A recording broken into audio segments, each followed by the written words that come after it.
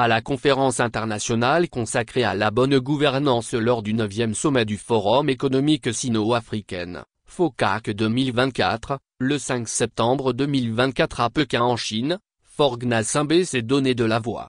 Tel un parangon de vertu, il s'est fendu d'une déclamation qui place la bonne gouvernance des institutions publiques contribue à inspirer confiance et légitimité à la population, et constitue le fondement de la stabilité politique et de la cohésion sociale. La recherche de la bonne gouvernance va au-delà des institutions. Elle passe par la recherche de la modernité aussi bien dans les technologies que dans les esprits. Ainsi, au Togo, nous avons digitalisé de nombreux services publics, ce qui a significativement augmenté leur efficacité et réduit les délais administratifs.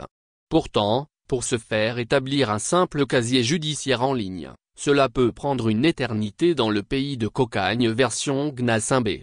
Il a poussé l'outrecuidance jusqu'à justifier le monstre de la Ve République, la réforme institutionnelle majeure qui est en cours au Togo transforme notre régime présidentiel en régime parlementaire. Celle-ci vise à mieux équilibrer les pouvoirs exécutifs et législatifs. Après avoir dit cela en Chine, une fois au pays voici les réalités décapantes.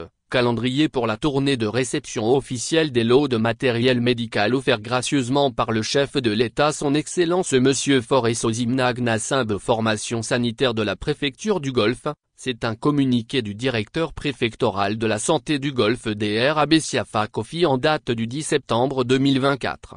C'est quelle forme de démocratie dans laquelle le chef de l'État venait juste de montrer patte blanche en matière de bonne gouvernance et il se transforme lui-même en responsable d'ONG pour faire des dons aux structures malgré l'existence de 2 ministères dédiés à la santé? La même situation est observée actuellement dans le secteur de l'éducation où on annonce la distribution de dons de table-banc du chef de l'État à travers le pays. À quoi sert le budget de la santé et de l'éducation? Les habitudes ont la vie dure. Il ne suffit pas de belles phraséologies pour cacher les réalités abrasives d'une gouvernance à la hussarde. Au Togo, les mécanismes de contrôle de la gestion sont galvaudés. On a vu les avatars générés par un simple rapport d'audit de la Cour des comptes sur la gestion des fonds Covid-19 en 2020 ou comme la grande comédie loufoque autour de la déclaration des biens et avoirs des autorités. Le Togo étant dans les vapes, pour le délivrer, on doit cesser de se mentir.